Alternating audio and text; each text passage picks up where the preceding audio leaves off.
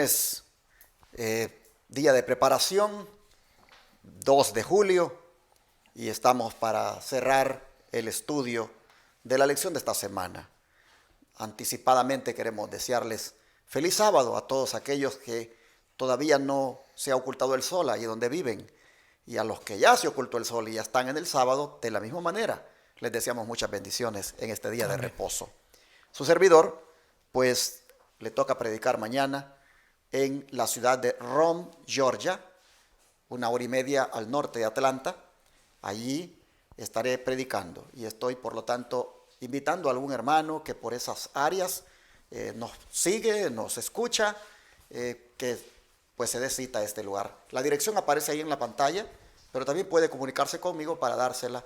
Es el número 214-881-4029, mi teléfono, para darle la dirección y que llegue mañana a Rome, Georgia, a la iglesia de Advenimiento que está ahí, donde hemos de adorar a nuestro Dios y donde tendré el privilegio de predicar la verdad presente y bautizar también. Habiendo hecho esta invitación y deseándoles feliz sábado, también quiero presentar a mis hermanos aquí otra vez. Tony García, Carmelo Ramírez. Hermano Tony, bienvenido. Gracias, pastor. Gracias a cada uno de ustedes que nos escucha, que nos sigue, hermanos. Ya estamos en el viernes y pues hay gran gozo porque mañana vamos a estar, si Dios así nos lo permite, nuevamente reunidos alabando su santo y bendito nombre. Y ustedes también, bienvenidos, hermanos, porque sabemos que nos están acompañando en toda la semana. Amén. Hermano Carmelo. Agradecido nuevamente de estar en este día viernes, día de preparación, hermanos, para el Santo Sábado, y que el Señor nos prepare, que el Señor nos ayude, que a través de estas lecciones que hemos estado estudiando, ¿verdad?, podamos verdaderamente ser los hijos que el Señor quiere tener aquí en esta tierra. Hijos que le amen, hijos que le obedezcan, hijos que estén preparándose precisamente para esas mansiones celestiales. Qué lindo va a ser cuando ya estemos con nuestro Señor Jesús, verlo cara a cara, ¿verdad? Y más de todo, la preocupación mía es, como dice Hebreos 12:14, la santidad, hermanos, porque dice que nadie va a ver al Señor sin santidad. Así es que el Señor nos ayude y estas lecciones pues hagan esa obra que el Señor quiere hacer en nuestras vidas. Amén. Las iglesias Advenimiento del Séptimo Día de los Tres Ángeles mañana les esperan a todos para que adoremos juntos a Dios. Los diferentes templos que la iglesia Advenimiento renta en diferentes ciudades estarán abiertos desde las 9 en punto para recibir a todos aquellos adoradores de nuestro Dios. En San Antonio, allá tenemos la congregación, igualmente en Houston, en Fairfield, en Corsicana, en Irving, en Fort Worth. Hermanos y hermanas, hay congregaciones que están ahí en esos lugares deseosas de recibir a aquellos visitantes que mirando el canal de televisión o oyendo la radio quieran venir a adorar el día de mañana desde las 9 en punto. Amén. Vamos a pedir la bendición del Señor para el resumen que hacemos todos los viernes. ¿Qué les parece? Hermano Carmelo, ¿quiere usted orar? Con todo gusto. Querido Señor y Padre nuestro que está en los cielos, santificado sea su nombre. Aquí estamos, Padre, dándole las gracias por su amor, dándole las gracias por un nuevo día que nos da para ponernos en sus manos, Señor. Úsenos, Padre. Amén. Y que su Santo Espíritu siga trabajando con nosotros y con todos aquellos que nos ven en las diferentes plataformas. Amén. Ayúdenos, Padre, porque estamos viviendo el tiempo precisamente al cual muchos de sus hijos de antaño anhelaron ver estos tiempos, y gracias por ese privilegio, pero también por esa responsabilidad que nos está dando, Señor. Ayúdenos, Padre, a cumplir sus propósitos con amor y con el deseo y la preocupación de almas, Señor, que están esperando allá afuera que pueda llegarles su palabra y puedan ser convertidas. Ayúdenos, Padre, en todo momento. Por Jesús se lo pedimos y agradecemos todo. Amén. Amén. Señor. En nuestro resumen que siempre hacemos los viernes, tratamos de destacar 5 puntos. Y voy a pedir a mi hermano Tony que comience de una vez. ¿Qué le parece? Sí, gracias, pastor. Quiero que meditemos nuevamente, o quiero comentar acerca de Hechos capítulo 14, del 8 al 10, que dice: y cierto hombre de Listra estaba sentado, imposibilitado de los pies, cojo, de nacimiento, que jamás había andado. Este oyó hablar a Pablo, el cual, fijando en él sus ojos y viendo que tenía fe para ser sanado, dijo a gran voz: levántate derecho sobre tus pies. Y él saltó y anduvo. Aquí lo que me llamó mucho la atención es la fe de este hombre que estaba cojo, que era de nacimiento cojo. Como dice que Pablo, cuando puso en él sus ojos, vio que tenía fe para ser sanado y le dice: levántate, ponte derecho. Y él, obedeciendo, quedó sano. Y en el Camino a Cristo, el capítulo 7, en la página 63, párrafo 3, nos habla de lo que es el creer, pero un creer porque conoces de algo, pero no ejerces fe en aquello, que aunque tú sabes que es verdad, pero no tienes fe, no ejerces fe en eso. Y dice el Camino a Cristo: cuando hablamos de la fe, debemos tener siempre presente una distinción. O sea, el hablar de la fe, tenemos que entender lo que es la fe y un yo creo. Son dos cosas diferentes. Tú puedes decir: oh, yo creo que esto sí es así. Pero el tener fe es diferente, y lo explica de esta manera: hay una clase de creencia enteramente distinta a la fe. ¿Cuál es esa clase de creencia que es distinta a la fe? Pues esto que te acabo de decir, que decimos: oh, yo creo que sí. ¿Ve? Pero eso no es tener fe. La fe es diferente. Dice la existencia y el poder de Dios, la verdad de su palabra. Ok, puedes creer que hay un Dios, puedes creer que la Biblia es la palabra de Dios. Son hechos que aún Satanás y sus huestes no pueden negar en lo íntimo de su corazón, ¿sí? Dice: los demonios creen y tiemblan, pero esto no es fe. Donde no solo existe una creencia en la palabra de Dios, sino que la voluntad se somete. Esto es fe, está definiendo. Dice: cuando la voluntad se somete a Él, o sea, a Dios, donde se le entrega el corazón y los afectos se aferran a Él, allí hay fe. Una fe que obra por el amor y purifica el alma. Entonces, no es nada más yo creo, no, el tener fe, el ejercer fe, es creer en el Señor, que Él lo puede hacer, que lo que Él promete lo cumple. Y eso es creer que Él está con nosotros, como el padre, como la madre, está al cuidado de su niño, de ese bebito. ¿Me entiende? Y esto, yo les digo otra vez, no lo entendía hasta lo del accidente que me pasó, que perdí mi pierna. Allí vi la mano de Dios, que Él estaba conmigo, diario, a diario, hermanos, y sigue estando conmigo, porque a diario veo la mano de Él de una y de otra manera. Interesante punto, hermano Carmelo. ¿Qué encuentra usted para destacar ahora? Bueno, aquí precisamente la parte del lunes, ¿verdad? Que es la segunda pregunta: ¿cómo respondieron los discípulos cuando los listrenses quisieron rendirles honor? Eso, ¿verdad? Volvamos a la Biblia, que ya lo leímos en este día, pero vamos a volverlo a leer, porque en la repetición, hermanos, está la enseñanza y está el que se le quede a uno.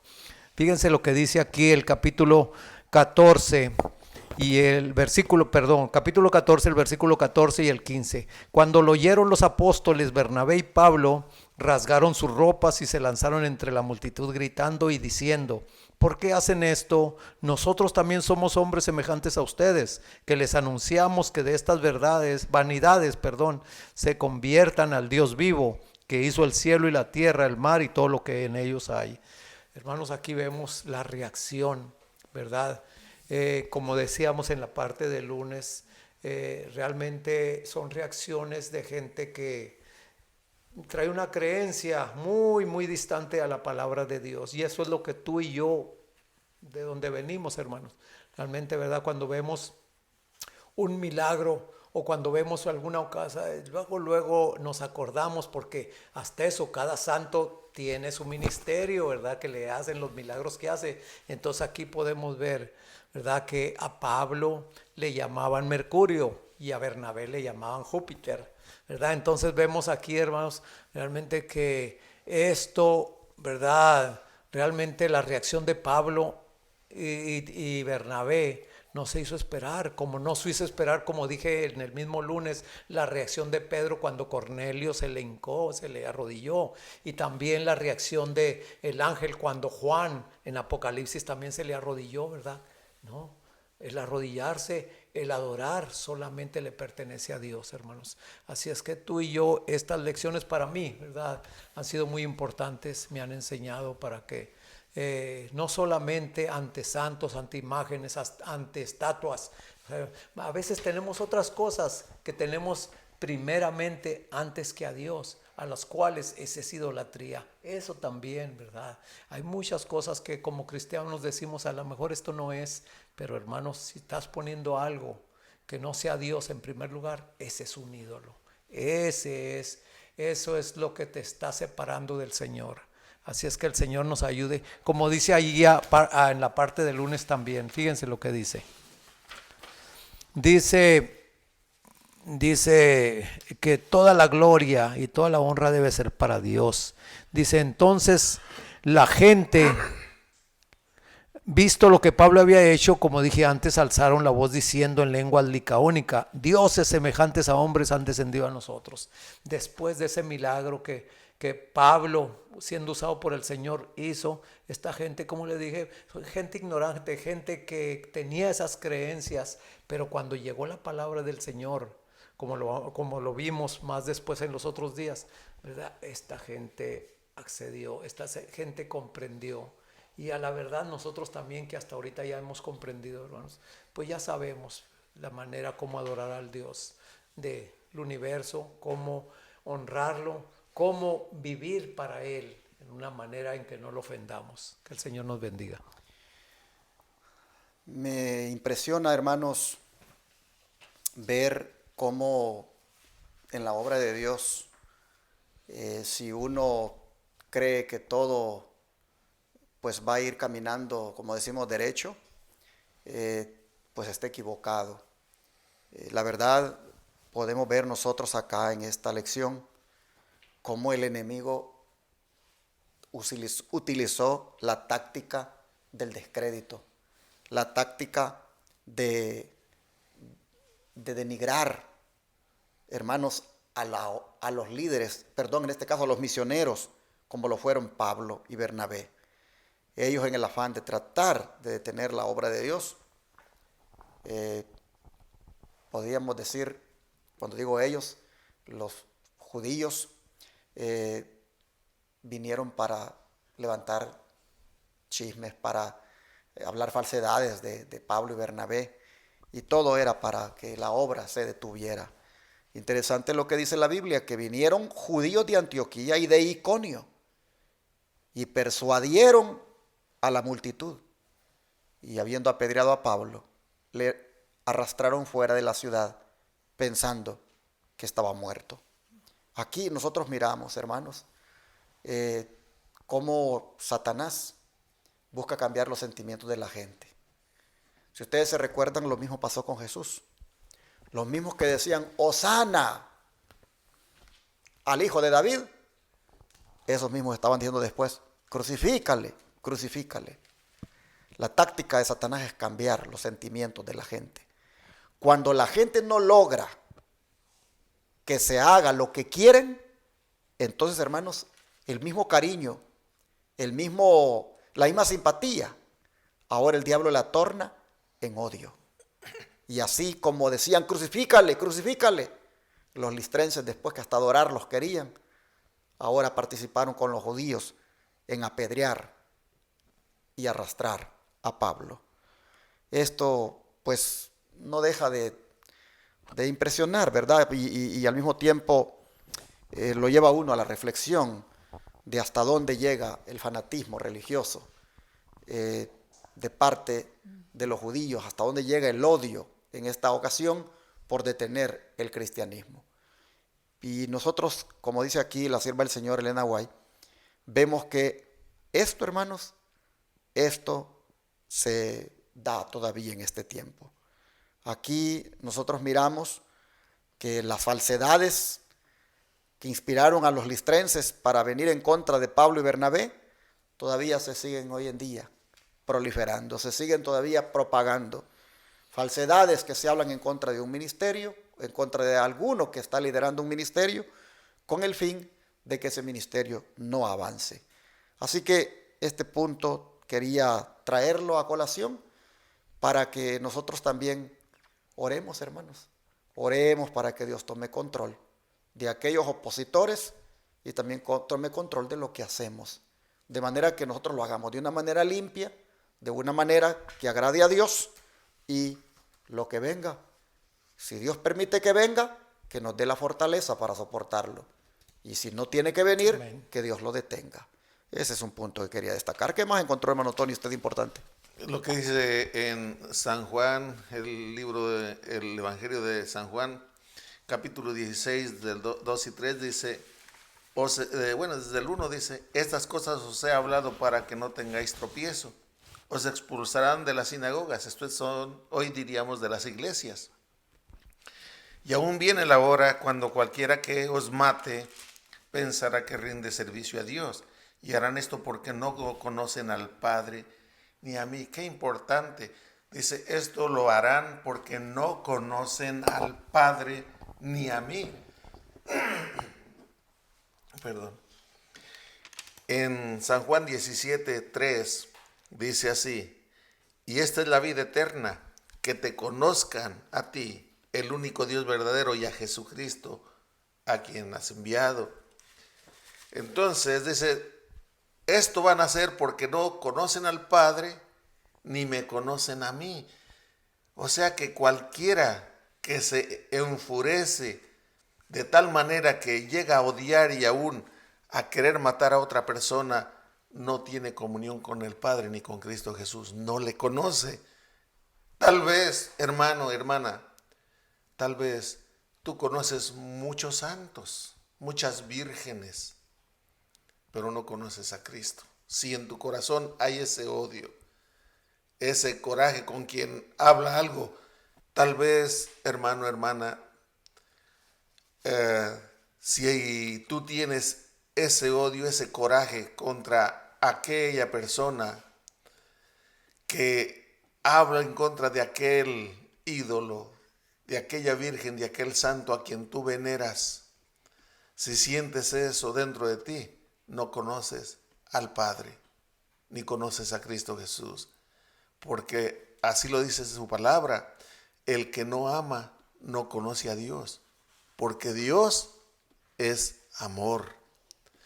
Y sigue diciendo que va a llegar el día en que el que los mate va a pensar que está sirviendo a Dios al matar a aquella persona.